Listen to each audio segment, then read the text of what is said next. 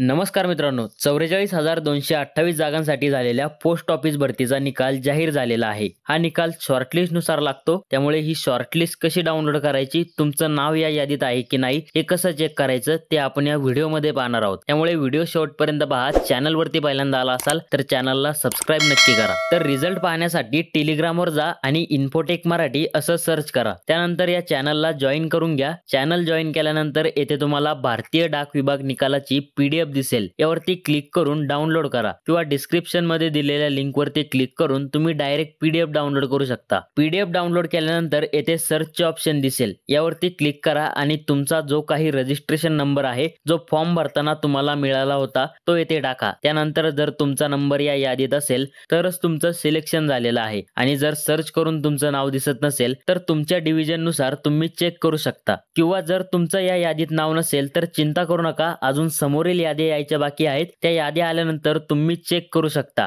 पुढील याद्या सर्वात अगोदर पाहण्यासाठी आपल्या चॅनलला सबस्क्राईब नक्की करा आणि तुमच्या मनात काहीही शंका असेल तर कमेंट करून नक्की विचारा. त्याचं सोल्युशन तुम्हाला